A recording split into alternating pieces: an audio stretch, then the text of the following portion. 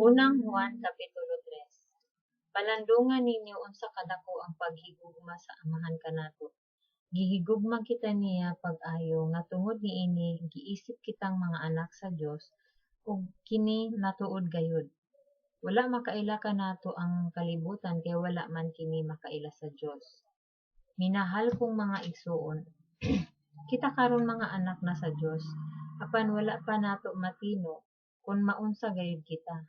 Ang nasayra nato mao nga inig padayag na ni Kristo mahisama kita kaniya kay makita man nato siya sa iyang pagkamao gayud.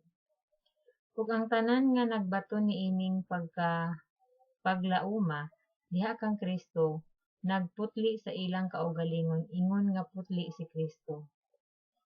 Ang nakasala naglapas sa balaod sa Dios kay ang pagpakasala maoy paglapas sa balaod.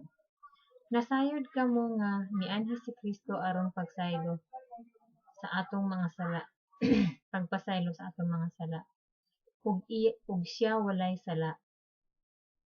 Busa ang tanan nga anaa kang Kristo dili na magpakasala apan ang magpadayon sa pagpakasala wala pa makakita ni makaila kaniya.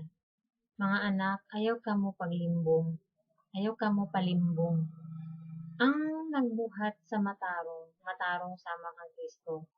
Ang magpadayon sa pagpakasala iya sa yawa. Kay ang yawa nagpakasala man sukad pagayod sa sinugdan. Busa mianhi ang anak sa Dios aron paglaglag sa mga buhat sa yawa. Dili na magpakasala ang mahimo ng anak sa Dios. Dili na magpakasala ang nahimo ng anak sa Dios kay ang kinaiya sa Dios ana-anak man kaniya. Kung dili na siya magpakasala tungod kay ang Dios iya namang amahan. Ang kalainan sa mga anak sa Dios ug ang sa mga anak sa yawa mao kini. Ang wala magbuhat sa matarong o wala mahigugma sa iyang isig katawo dili anak sa Dios. Ang mensahe nga inyong nadungog sukad pa sa sinugdan mao ang maghigugmaay kita. Dili kita manig-ingon kang Cain nga mipatay sa iyang igsuon, si Cain iya sa yawa.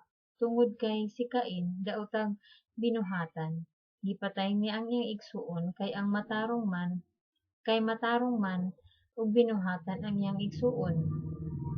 Busa mga igsuon, ayaw ka tingala kung dumtan kamo sa mga tawo nga iya sa kalibutan. Nasayra nato nga nakalatas na kita sa kamatayon ngadto sa kinabuhi kay gihigugma man nato ang atong isig katawo. Apan ang wala mahigugma anaa pa sa kamatayon. Ang nagdumot sa iyang isig katawo mamumuno. Ug masayod kamo nga ang mamumuno wala magbaton sa kinabuhing walay katapusan. Nagpakamatay si Kristo alang kanato ug atong maila pinaagi niini ang tinuod nga gugma. Busa angay usab kita nga magpakamatay alang sa atong isig katawo. Unsa man pag-ingon sa usa ka dato nga nahigugma siya sa Dios kung nagdumili siya pagtabang sa iyang isig katawo nga anaa sa kawad-on. Mga anak, kinahanglan nga matuod gayud ang atong gugma ug dili sa pulong lamang. Ipakita ta kini sa mga maayong buhat. Niini maila nato nga kita iya sa kamatuoran ug nga may pagsalig kita katubangan sa Dios.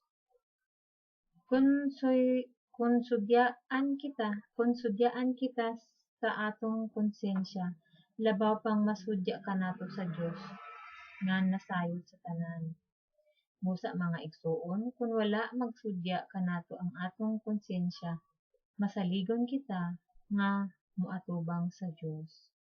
Ang atong madawat gikan kaniya nga bisan unsa nga pangayoon nato kay gituman man nato ang iyang mga sugo ug gibuhat man ang makapahimuot kaniya.